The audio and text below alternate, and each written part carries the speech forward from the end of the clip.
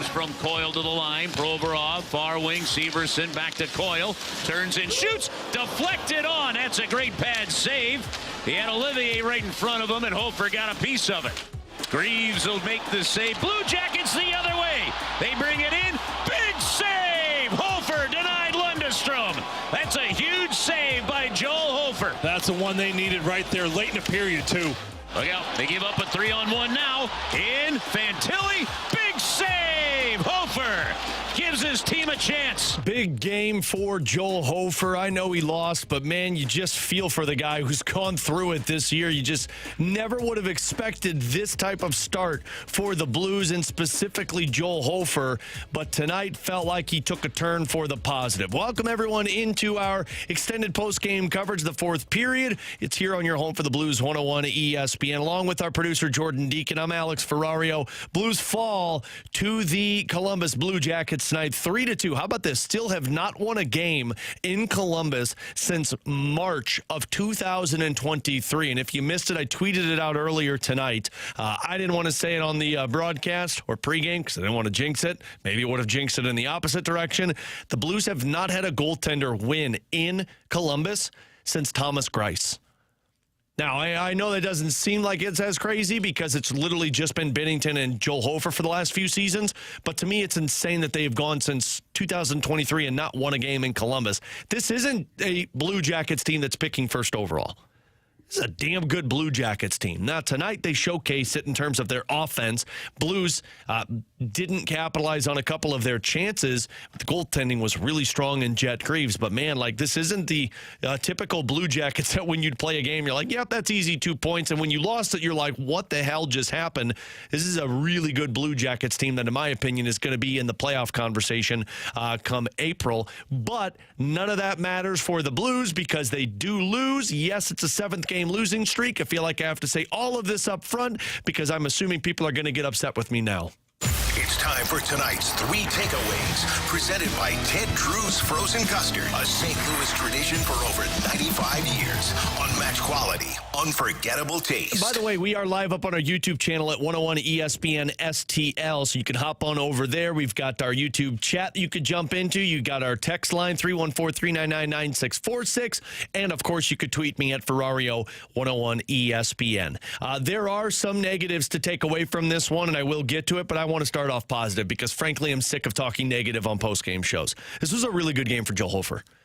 I mean, like, go back through what Joel Hofer has gone through this season. He's had, 2 games that he's been able to start and finish. This is the third, which is crazy to say. But for Joel Hofer, I look through these goals that were scored on him.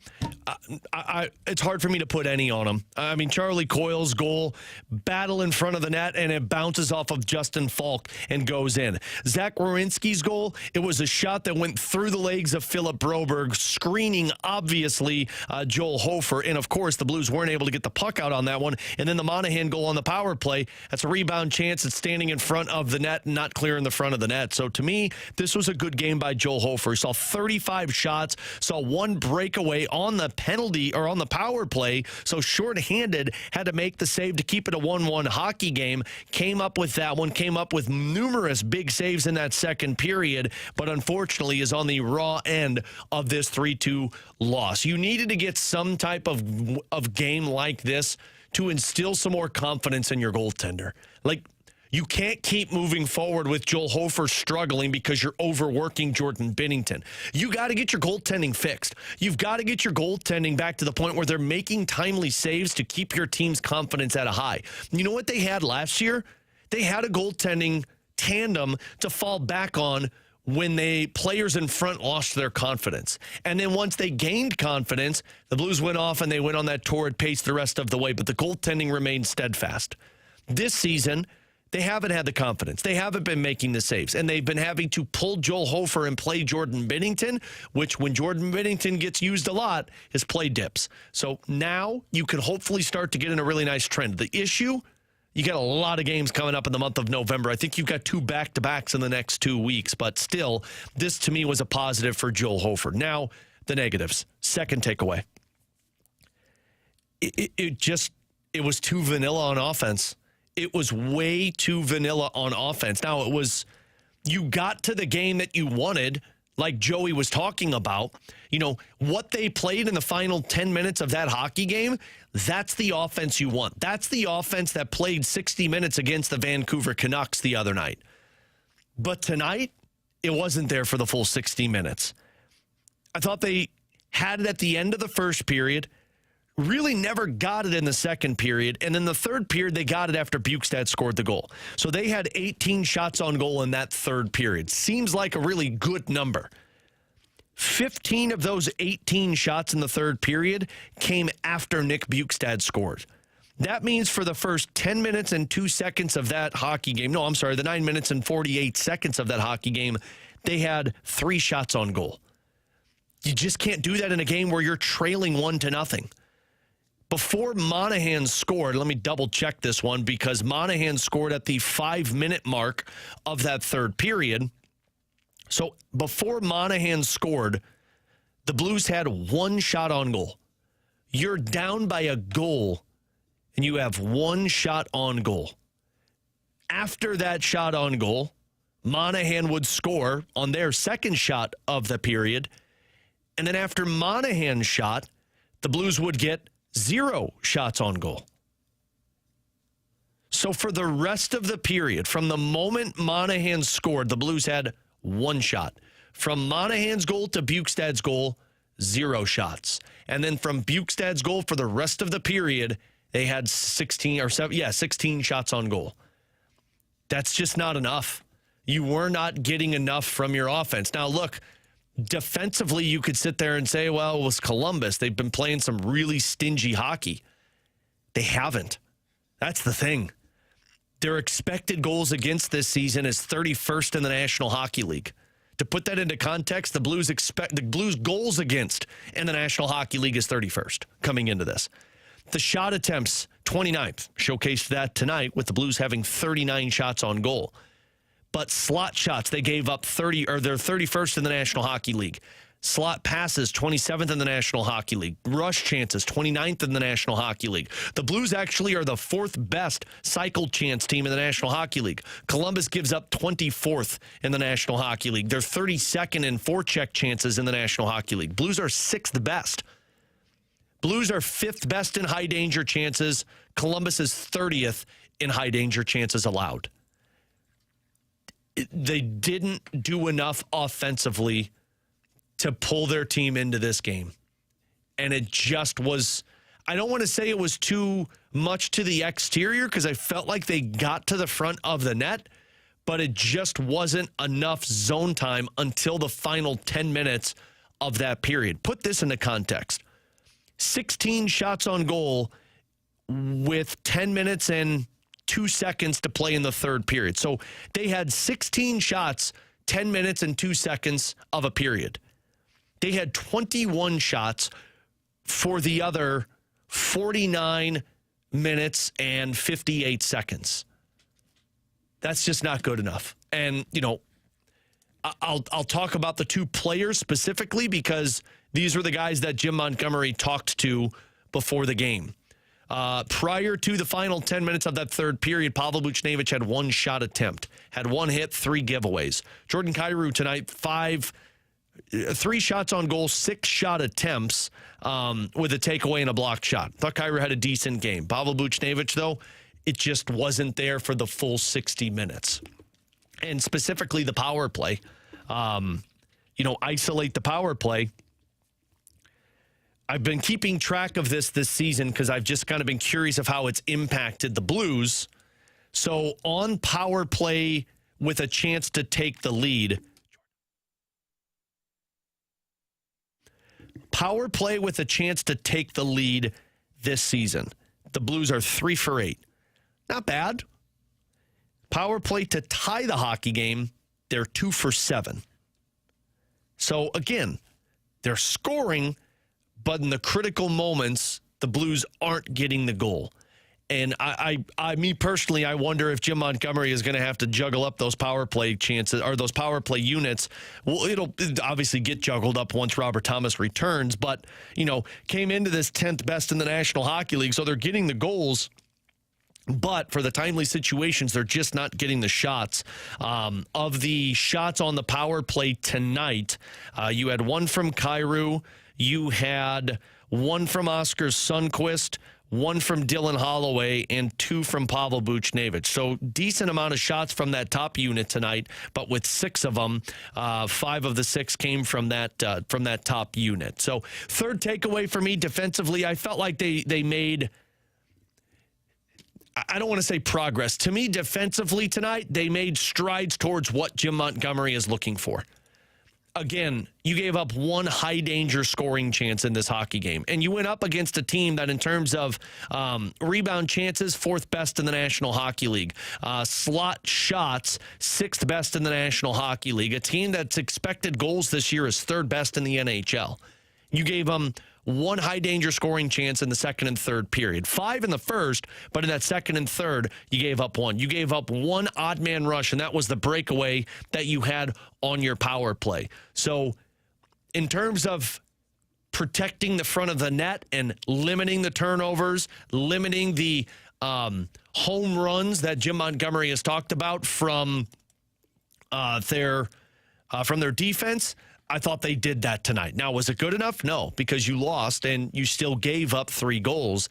But I know nobody wants to hear it because it's a 7-game losing streak, and that's a big problem. But where they're at, it's small improvements, and this was another improvement. The problem is those small improvements put you behind the 8 ball that you may not be able to dig yourself out of. And, I think it's interesting. Joey asked the question, which we can answer on the other side, and I'd be curious some of your answers as well. Probably very, very, very negative, but still curious. Joey said the question the coaching staff is going to be asking, the question that the players are asking is, why can't this team put 60 minutes of consistent hockey together? And I think some of this is they just don't have all of the players in it for 60 minutes. Again, Pavel Buchnevich, 1 shot attempt in the first 49 minutes and 52 seconds of the hockey game, and then finished with 3 shot attempts. Now, some of this, they juggled up the lines. I think towards the end of that game, Pavel Buchnevich was playing with Dylan Holloway, but still, that's the area that's hurting you, and it felt like they got to it towards the end of the game in terms of defensemen getting involved, but they just did not have it for the full, consistent 60 minutes tonight. But, I mean, how about guys like Nick Bukestad with 6 shots on goal? Dylan Holloway, 7 shot attempts, 6 shots on goal. You had 4 shot attempts from Jimmy Snuggerud, 4 shot attempts from Philip Broberg. They had the chances tonight. Dalibor Dvorsky with a really good game. 3 hits, 1 shot on goal, and was 8 for 12 in the faceoff dot. But your top players got to drag you into the fight, and they just weren't able to do that for you. So those are my takeaways. We'll get to some of yours. Let's get to the soundbite of the night, though. The soundbite of the night is presented by Rocket Convenience Stores. Fuel your car and your daily cravings at Rocket Convenience Stores. So that comes into 2 areas. Puck from behind the net has been an issue for us, and just having more patience. 1 guy going, not 2. And then the other area is coming in the D zone, stopping in good ice. It's something that this comes down to coaching, and it comes down to us harping on the details and the players executing it. Maybe we haven't done a good enough job harping on. I know we have started harping on it quite a bit. But then you look into the, players wanting to do too much because they want to be difference makers, and they don't stop, they run. And that exposes the good ice. And we just got to trust everybody do their job. So that's what Jim Montgomery was talking about going into this game against the Blue Jackets. And again, it felt like they got it on the defensive side. On the offensive side, they just weren't able to put it together consistently enough. We'll take a break. We'll come back here from Jim Montgomery. We'll get the final look, and we'll wrap things up. Blues fall 3-2 to the Blue Jackets. Alex Ferrario with you. This is St. Louis Blues hockey.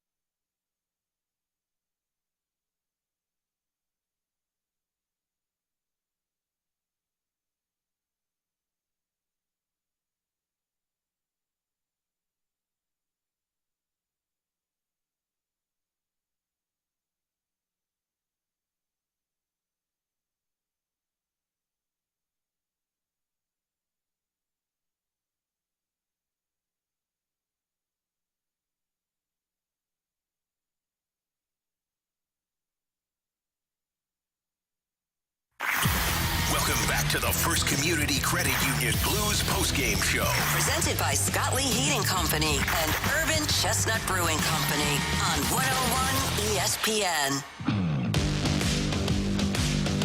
Final time here on our fourth period, presented by First Community Credit Union. Alex Ferrario and Jordan Deacon back with you after the Blues fall 3-2 to the Columbus Blue Jackets. On a positive note, which I know nobody wants to hear right now, I thought it was another really good game from Dalibor Dvorsky.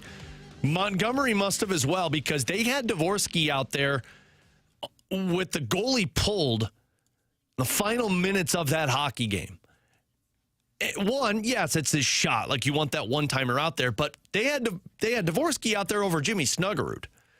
That's confidence in a centerman, and rightfully so. He was the best centerman in terms of faceoffs tonight. Won 67% of his draws. Shen was 59%. Pius Suter won 50%, and Oscar Sundqvist 45%. Nick Bukestad 44%. And then Matthew Joseph won 2 of 2, but not typically a faceoff man for you. But, man, not only was it that good for Dvorsky, but, again, I thought he was in the right spots he needed to be on defense. Didn't take a whole lot of shots. Only one, but did hit the net. Had 3 hits, but more importantly was those faceoff numbers. So I was once again very impressed by Dvorsky, and I liked what Jim Montgomery said at the end of the game against Vancouver when somebody said, does Dvorsky looks like he should stick around here? And he said, look, it's too early to tell. He's going to have to recover from this one. How does he look in the next game? We practiced the next day. Well, he looked the exact same as he did in that Vancouver Canucks game. So, to me, that's a positive in this hockey game. I know a lot of people were asking about Logan Mailloux. The hard part is I did not see, there's no reporters on this road trip, and I never saw anything from the Blues as to why he wasn't playing. My assumption, and then this is just me assuming, because he was scheduled to play in this hockey game. My guess is he was sick. It would be a guess as to why he's not in, because, again, he skated on those pairings yesterday at practice. He was on the Blues' projected lineup today. Montgomery did not say anything about any line changes going into the game tonight. It was minutes before puck drop that they said there was a lineup change. My assumption, Logan Mailloux was a healthy scratch because he just wasn't feeling well. So I know a lot of people were saying, what were the Blues doing? He was making strides. He looked good these last 3 games. I don't think that had anything to do with his play. I think he was sick, but we'll find out as we hear from Jim Montgomery now after his team's 3-2 loss. It's time to hear from the head coach, Jim Montgomery, presented by Fisher Window and Door Store, offering quality American-made Marvin windows and doors. Visit their showrooms in Brentwood or East Alton, Illinois.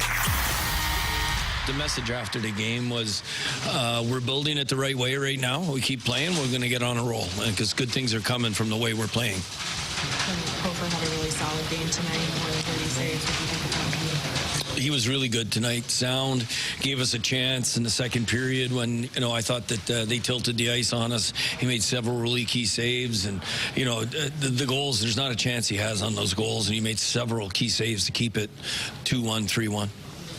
Fourth line, third line have been bringing a lot of energy lately. You had a goal tonight. Do you think they're starting to bring that? Yes, I do. I thought our fourth line was excellent tonight. Bukestad got the big goal, but Torpachenko and Walker were their usual self that we're all used to. And then, the Sundqvist line was really good tonight. And then you had Dvorsky out there at the very end of the game taking that last-minute face-off because he proved himself to be in those big moments. Yes, he's really gaining our confidence. He's playing the right way. He looks fast out there. He's in right support position. He's making real strong puck management decisions that are leading to offense and leading to us having momentum when he's on the ice. You guys have some really good teams coming up on the schedule. When you're stuck in something like this, do you just take it one game at a time? Do you look ahead? What's kind of the mindset? Yeah, we're just going one game at a time. We're trying to stay in the moment. That's the way we always are with our process. And right now, the last 2 games, our process has been good, and we continue to improve upon it. The results will come. It's time to take a look back at tonight's game with the final look. Driven by Pure Performance. Only stop for all your aftermarket vehicle needs. Well, let's wrap it up. First of all, you heard Jim Montgomery there talking about Dalibor Dvorsky, and I think he's absolutely right. The best line offensively tonight, according to Natural Stat Trick, was Dalibor Dvorsky's line. 4 scoring chances for, 1 high-danger scoring chance for, did not give up any scoring chances on the opposite side. Now, obviously, they weren't doing the top matchup, but I have to imagine if I go and look at the shift chart tomorrow when they put it out, my guess is Columbus was trying to get their top line to go up against Dvorsky's line because in their mind, probably a mismatch. But they were the best line tonight. The second best line was Walker, Bukestad, and Toropchenko. So they were a 55% Corsi rating. Then it was Holloway, Sundqvist, Pugh, Suter. The worst line tonight, Corsi rating of 18%. Buchnevich, Shen, and Snuggerud, as they had 2 scoring chances for, 9 against, 1 high danger chance for, 5 against. And again, those are just some numbers on Natural Stat Trick. So as we close it down with our final look, I just wanted to read this quote from Justin Falk, just came out of the Blues locker room a little bit ago. He said, quote, "We're building it the right way right now. If we keep playing, we're going to get on a roll because good things are coming from the way that we're playing." I totally understand Blues fans not wanting to hear that. To me, as a fan, that's just word salad. You want to see the results, and right now, it's hard to see. It's hard to see the finish line through the fog. And I promise I'm not trying to be Mr. Optimistic. I'm just telling you what I'm seeing in these hockey games. These don't look like what they looked like against Utah, Chicago, Detroit, Pittsburgh. I still think offensively, they weren't fully engaged for 60 minutes. I still think the second period, the Blues just were not there. I mean, to have only 1 shot on goal when you're down by a goal in the first 5.5 minutes of the hockey game, then when you go down by 2, to not have another shot until you score, and then put 16 shots on goal in the final 10 minutes. That's too much. That's too much passenger play rather than driver's seat play. And I will acknowledge that. But defensively have fixed a lot of the issues that they had. They're not giving up those odd man rushes. They're not turning the puck over. They're not giving up the middle of the ice as much as they were. Still areas to fine tune, but their problem right now is you're putting a good 60 minutes of hockey together like you did against the Vancouver Canucks and not a great defensive game. Followed up by a really good defensive game, inconsistent offensive game. You're doing the bunny hop with this right now, where you're going forward and then you're hopping backwards twice. But it does feel like that the Blues are starting to have these aha moments. They've got to put it together for a full 60 minutes, and you've got to get a win. Because you're in the longest losing streak that you've had since 2022-2023 season.